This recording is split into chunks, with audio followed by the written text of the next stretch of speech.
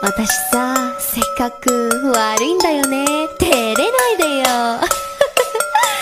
大丈夫でしょ。だって君弱いもん。Halo semuanya, balik lagi ke channel yang seadanya ini.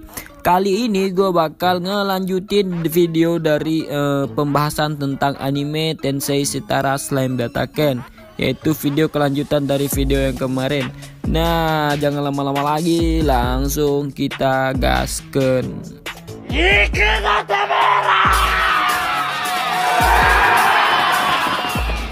Kali ini kita akan melihat pertarungan dua Demon Lord, yaitu Ruminas yang melawan Dagruel. Di sini Ruminas bertekad untuk membunuh Dagruel dengan skill terkuatnya. Tapi tidak semudah yang Ruminas bayangkan, karena di sini Dagruel bisa menepisnya dan membatalkannya. Mereka pun terus bertarung dengan skill terkuat mereka masing-masing. Nah, kita pindah ke scene di mana Albert dan Grassword yang masih bertarung. Tapi di sini Grassword lebih unggul dari Albert. Albert seperti sudah tidak mampu menghadapi si Grassword.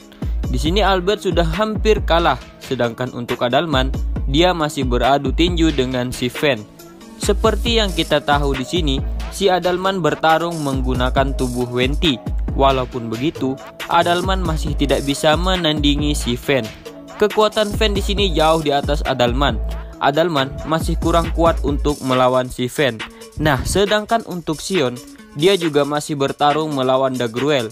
Sion sudah sering ditumbangkan, tapi dia bertekad untuk terus bangkit. Sion sudah babak belur dan tubuhnya penuh darah. Nah, ketiga anak Dagruel, mereka membantu Sion dalam menghadapi si ayahnya. Tapi ya begitulah, Sion dan Ruminas aja gak bisa ngelawan Dagruel, apalagi anak-anaknya. Di sini, anggota 7 Sage meyakini kalau bangsa Ruminas dan Rimuru bakal nggak bisa ngelawan pasukan Dagruel. Ruminas terus mencari cara. Di saat Ruminas merenung, dia berpikir kalau ini kejadian di masa Ruminas yang dulu, maka dipastikan Ruminas akan mundur dari pertarungan. Tapi di masa ini, Ruminas nggak mau ninggalin negara yang telah dia bangun dengan bersusah payah.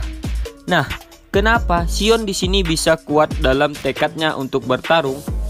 Karena Sion di sini disupport oleh tekad dari Ruminas. Jika nggak ada Ruminas di sisi Sion, mungkin Sion sudah mati dari tadi. 7 Sage pun selalu membujuk Ruminas untuk meninggalkan negaranya, tapi Ruminas menolak. Karena Ruminas di sini sadar bahwa dia adalah seorang Demon Lord yang harus bertanggung jawab dengan keadaan seperti ini. Mendengar keputusan itu, 7 Sage pun sadar dan mereka rela mati demi negaranya dan Ruminas. Mereka disuruh untuk memperkuat penghalang suci yang ada di negaranya. Di sini Ruminas terus memantau pertarungan, tapi dia tiba-tiba melihat ke arah pertarungan anak buah Rimuru. Dia melihat tekad yang begitu besar dari anak buah Rimuru. Nah, di saat itulah Ruminas pun kagum dengan anak buah Rimuru, dan dia juga percaya kalau Rimuru nggak bakalan ninggalin anak buahnya. Dia pasti membantu anak buahnya, dan Ruminas sadar kalau bantuan dari Rimuru segera datang. Nah, kita pindah ke scene pertarungan antara Sion dan Dagruel. Di sini Dagruel terus menghantam Sion, sampai-sampai Sion gak mampu untuk bergerak lagi.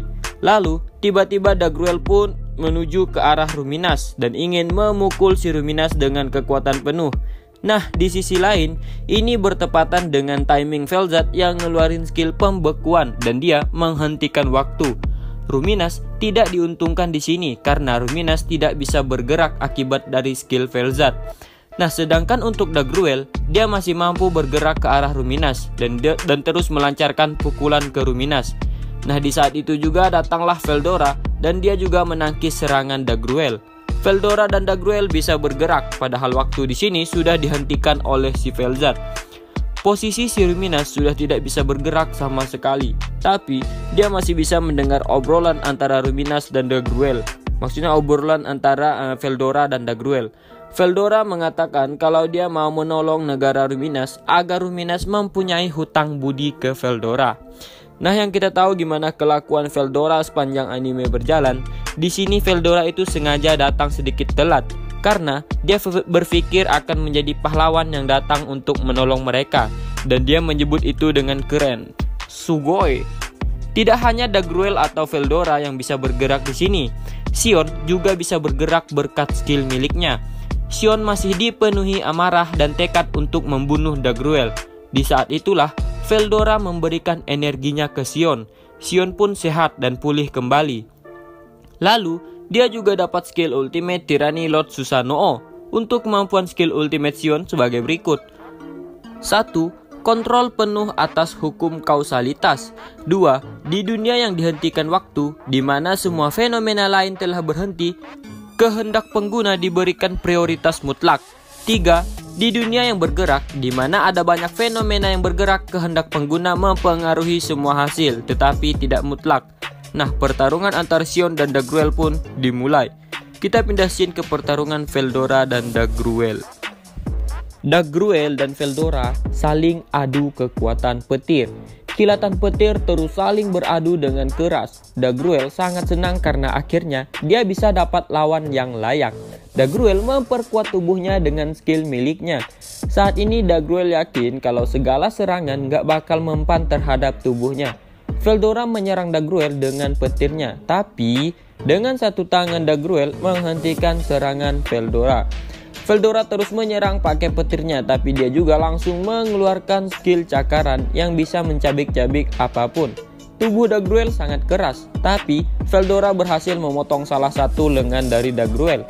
Tangan Dagruel sekarang masih sisa 5. Walaupun gitu, Veldora juga harus kehilangan salah satu tangannya. Tangan Dagruel dan Veldora langsung beregenerasi. Mereka berdua ternyata masih pemanasan. Mereka belum serius. Veldora ngeluarin beberapa klon dan mereka semua menyerang Dagruel secara bersamaan. Pisau angin dalam jumlah banyak mengarah ke Dagruel. Dagruel menggunakan kekuatan Grassword dan berhasil menangkal serangan Veldora dengan pedangnya. Bahkan, dia juga berhasil menghabisi beberapa klon Veldora. Dagruel juga pakai kekuatan Fan untuk menangkap Veldora, tapi masih belum berhasil. Pertarungannya masih sangat sengit, karena Dagruel pun menciptakan ruang terisolasi. Dia berniat menghabisi Veldora dan semua klonnya. Di dalam ruang itu terjadi gempa mahadahsyat akibat kekuatan Dagruel. Banyak sinar yang menghiasi ruangan itu, tapi ternyata Veldora mampu bertahan hidup dari serangan Dagruel. Dagruel kaget karena Veldora bertahan dari serangannya. Bahkan, Veldora itu nggak terluka sama sekali. Kali ini, Veldora dan Dagruel saling adu pukul. Mereka saling adu pukul dengan cepat. Dari langit ke tanah, dari tanah ke langit, dan bahkan sampai keluar atmosfer. Pertarungan adu pukul yang sangat sengit sampai akhirnya Veldora ngeluarin skill yang membuat area negara Ruminas dipenuhi kegelapan. Nah, di sini Ruminas tuh kesal dengan Veldora karena Veldora dan Dagruel ngeluarin skill yang membahayakan rakyatnya. Petir-petir Veldora dan Dagruel mulai menghujani negara Ruminas. Hampir semua penghalang di negara Ruminas lenyap. Hanya satu penghalang yang tersisa. Pasukan Ruminas berjuang untuk mempertahankan penghalang yang tersisa. Ruminas melihat Veldora dan Dagruel saling adu pukul di atas langit. Ruminas terpesona karena pertarungan itu ada di luar logika Ruminas. Xion juga terpesona dengan pertarungan yang luar biasa.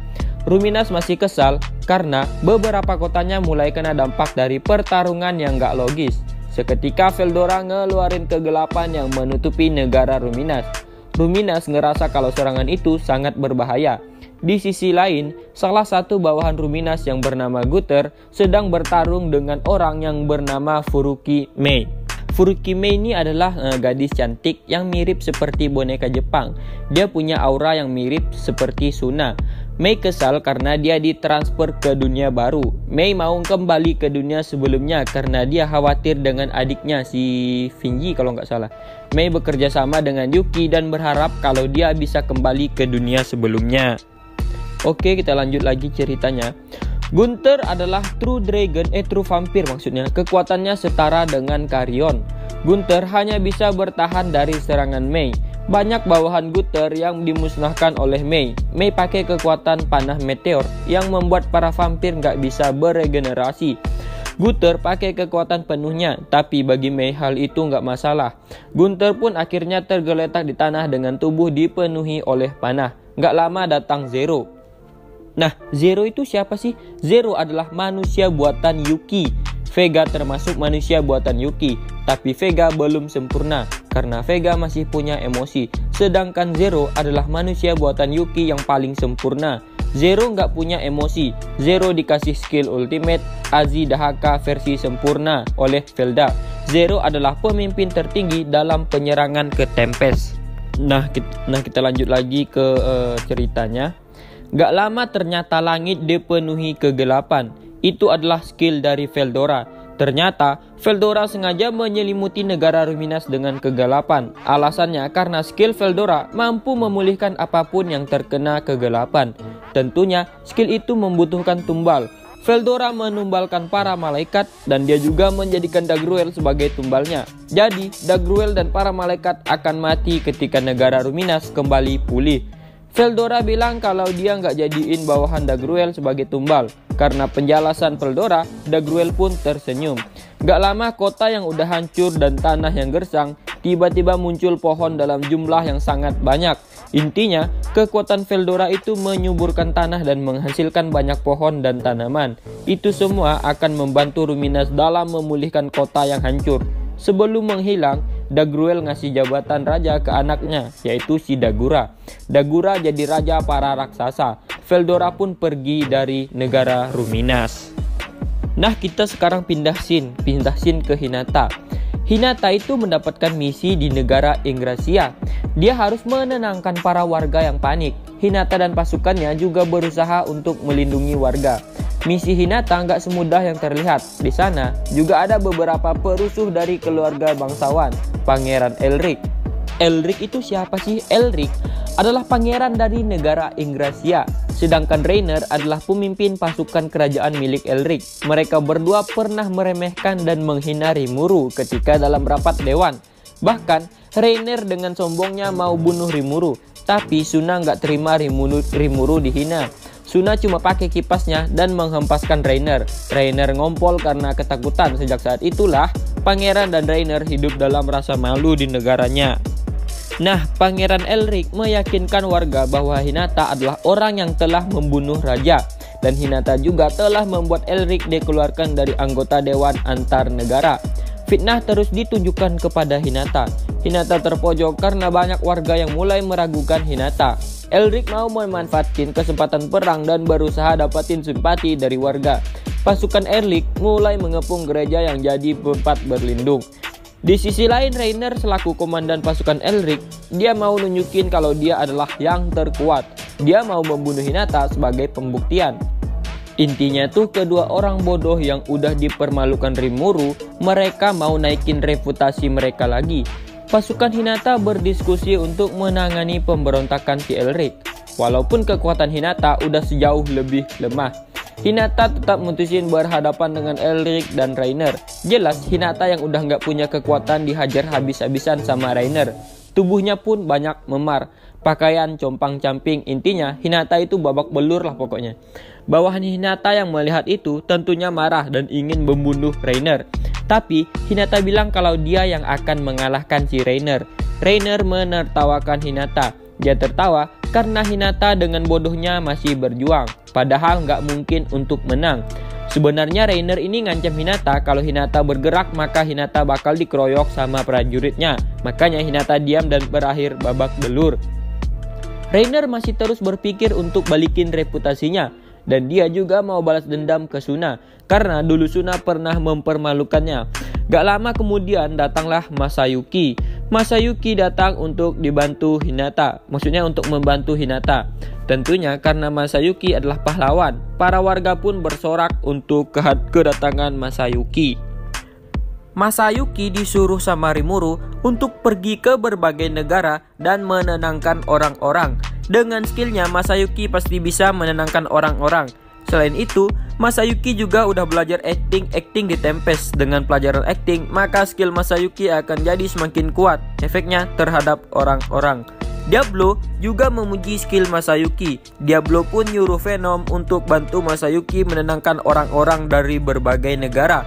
Kecemasan terjadi di mana-mana sejak berita kematian Rimuru. Tapi Masayuki berhasil menenangkan orang-orang. Venom dan Masayuki nggak percaya dengan kematian Rimuru. Masayuki dan Venom terus berkeliling ke banyak negara untuk menenangkan orang-orang yang panik. Sampai akhirnya Masayuki ada di negara Ingrasia dan melihat Rainer. Dia melihat Rainer sedang mukulin si Hinata. Masayuki pun jadi datang ke hadapan Hinata. Rainer dengan ramah menyambut Masayuki. Masayuki bertanya tentang hal apa yang terjadi. Gak lama datang salah satu prajurit bersujud dan minta maaf ke Masayuki. Prajurit itu bilang kalau prajurit Rainer telah berbuat dosa besar, yaitu membunuh raja. Rainer yang rahasianya dibocorkan mau bunuh anak buahnya. Tapi Rainer gak bisa karena Rainer dihalangi banyak orang yang mengelilingi Masayuki. Pangeran juga langsung mengakui dosa miliknya. Masayuki jelas gak ngerti. Jadi tanpa disadari sama Masayuki, sebenarnya Masayuki itu udah bangkitin skill Mesias. Dengan skill itu, orang-orang yang punya dosa akan mengakui dosanya. Harapannya supaya mereka sudah dapat keselamatan dari Mesias. Skill itu aktif ketika Masayuki bertanya tentang hal apa yang terjadi sampai Hinata dipukuli. Jadi, orang-orang yang punya mental lemah ketika dengar kata-kata Masayuki, orang itu akan mengakui dosanya. Rainer itu sebenarnya punya mental yang kuat, jadi dia nggak mengakui dosanya. Tapi walaupun gitu, Rainer nggak punya hak untuk membela diri, karena semua orang telah mengakui dosanya. Bahkan, Pangeran Elric mengakui dosanya. Rainer emosi dan sangat marah. Usahanya untuk naikin reputasinya berakhir dengan kegagalan. Rainer menyerang Masayuki dengan pedangnya. Sebelum pedang itu menebas Masayuki, tiba-tiba Hinata datang menghentikan tebasan si Rainer. Hinata dengan tersenyum bilang kalau dia yang akan mengalahkan Rainer. Bawahan Hinata masih khawatir dengan Hinata.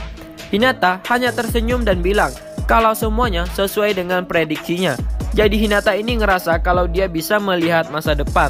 Nah, makanya dia sengaja disiksa oleh Rainer. Tujuannya supaya Hinata yakin apakah dia bisa melihat masa depan atau enggak. Dan ternyata Hinata benar-benar bisa melihat masa depan. Sekarang semua serangan Rainer dihindari dengan mudah oleh Hinata. Hinata mampu menghindar karena penglihatan masa depan miliknya. Hinata berpikir kalau kekuatannya muncul karena jiwanya terhubung dengan Chloe. Rainer semakin dicemooh oleh warga. Rainer sangat marah dan ingin membunuh Hinata dan Masayuki. Rainer mau nunjukin kalau dia yang paling kuat. Rainer pun menyerang, tapi Hinata langsung menusuk kaki Rainer. Hinata tersenyum dengan wajah mengerikan. Rainer bilang kalau Hinata bertarung gak adil karena Hinata pakai pedang sihir. Hinata gak peduli dengan provokasi dari Rainer. Pedang Hinata adalah pemberian dari Rimuru. Hinata sangat mengagumi pedangnya karena walaupun Hinata kehilangan skill miliknya, dengan menggunakan pedang dari Rimuru, Hinata masih bisa bertarung. Hinata menyerang Rainer dengan 5 serangan. Rainer mengayunkan pedangnya, tapi sayangnya hal itu nggak berguna. Hinata pun pakai serangan ke-6-nya. Serangan ke-6 dinamakan Death and Pain. Rainer ngerasain kesakitan yang sangat luar biasa. Rainer heran karena harusnya dia punya skill yang membuat tubuhnya kebal. Tapi serangan Hinata mampu membuat dia kesakitan. Rainer akan terus merasakan kesakitan dahsyat sampai 3 menit. Serangan itu menyerang jiwa Rainer atau rohnya. Rainer terus berguling-guling kesakitan. Para pasukan kerajaan yang melihat itu, mereka pun semuanya kebingungan. Tapi Masayuki dengan skillnya mampu membawa orang-orang memihak padanya. Semua orang akhirnya tahu bahwa dalam kekacauan dan membunuh raja adalah si Rainer. Masayuki dipuja banyak orang. Masayuki senang karena tugasnya berjalan dengan lancar. Hinata mau berjabat dengan Masayuki, tapi Masayuki malah tersandung kerikil. Gak lama datang malaikat bernama Arios. Arios memuji Masayuki karena keberhasilan menghindari serangannya. Ketika Masayuki terjatuh ke sandung, di saat bersamaan serangan Arios pun datang. Jadi Masayuki selamat itu karena tersandung. Sedangkan Arios nyangkanya kalau Masayuki itu menghindar dari serangannya. Venom juga memuji Masayuki karena bisa merasakan kehadiran dari Arios. Padahal Venom gak ngerasain hawa dari Arios. Venom bilang kalau dia yang akan bertarung melawan Arios. Tujuan Arios tuh mau musnahin Hinata. Walaupun Yuki bilang kalau Hinata bukan lagi ancaman, tapi Arios masih khawatir. Rencana Arios gagal karena ulah Masayuki. Dari tadi gue nyebutin si Venom. Venom itu siapa sih? Venom adalah salah satu dari 10 demon yang dipilih oleh Diablo untuk dijadiin bawahannya. Venom adalah salah satu dari anggota Black Crop atau Black Number kayaknya ya. Nah, si Venom di sini menyerang Arios dengan skill racunnya. Dia memberikan banyak racun ke Arios. Venom juga mengeluarkan cakarnya dan mulai bergerak dengan kecepatan tinggi dan menghantam Arios. Namun begitu, Arios dengan mudahnya menangkis serangan dari Venom. Tapi di sini Venom berhasil mengenai Arios dengan 2 cakarnya. Arios pun kesal dan ingin segera membunuh si Venom. Nah, Venom tuh sebenarnya sadar kalau Arios jauh lebih kuat daripada dia. Tapi dia dengan keyakinan yang cukup tinggi, Venom yakin bahwa dia bisa menghabisi Arios walaupun badannya harus sekarat. Venom terlihat sangat bahagia karena dia mendapatkan lawan yang cukup kuat. Alasan Venom bahagia adalah jikalau lawan yang Venom hadapi itu sangat kuat dan musuhnya sampai kalah, maka Venom bisa menyerap kekuatan musuhnya itu. Adanya Masayuki di lokasi pertarungan tersebut bisa menambahkan tingkat keberuntungan dan kekuatannya jadi bertambah. Nah, dari situlah keyakinan Venom muncul kalau dia bisa ngalahin si Arios. Sebenarnya di sini Masayuki terlihat sangat panik, tapi dia tidak dapat menampakkannya ke depan murid Rimuru, Hinata, dan Venom. Alasan Masayuki panik adalah karena dia nggak bisa ngikutin pertarungan antara Arios dan Venom, karena tempo mereka terlalu cepat dalam bertarung. Jadi, Masayuki cuma bisa berharap kalau Venom bisa ngalahin Arios. Nah, di dekat Masayuki ada murid-murid Rimuru. Murid Rimuru di sini sudah bertambah kuat. Mereka juga sudah siap untuk bertarung. Bahkan, Masayuki mengira kalau murid Rimuru lebih kuat daripada dirinya sendiri. Nah, kenapa murid Rimuru ikut dengan Masayuki? Itu dikarenakan Kenya ngerasain kalau Hinata sedang dalam keadaan yang sangat berbahaya. Makanya, mereka datang untuk membantu Hinata. Lalu mereka pun berterima kasih dengan Masayuki karena telah menyelamatkan Hinata. Di sini Hinata kagum dengan pertarungan antara Venom dan Arios. Hinata pun menyuruh murid Rimuru untuk membuat penghalang. Penghalang itu digunakan untuk melindungi warga. Alice dan Gale menggunakan skill miliknya. Di sini Masayuki sebenarnya sangat takut dan dia ingin kabur. Tapi kalau dia kabur, maka dia akan kehilangan harga dirinya sebagai pahlawan. Masayuki pun menyuruh warga untuk masuk ke penghalang yang dibuat oleh Hinata dan murid Rimuru. Sebenarnya, di sini Masayuki tetap pada pendiriannya, yaitu mau kabur. Tapi kalau itu keadaannya semakin memburuk. Nah, mungkin sampai di sini dulu untuk video kali ini. Untuk video selanjutnya kita akan membahas tentang pertarungan Guy dan Chloe melawan si Velzat. Terus Dino yang memasuki labirin dan melawan Zegion, Apito dan lain-lainnya. Nah, untuk video kedepannya mungkin 2 hari ke depan lah kali ya. Tunggu aja pokoknya. Dah, sampai di sini dulu untuk video kali ini. Sampai jumpa. 私さ、性格悪いんだよね。照れないでよ。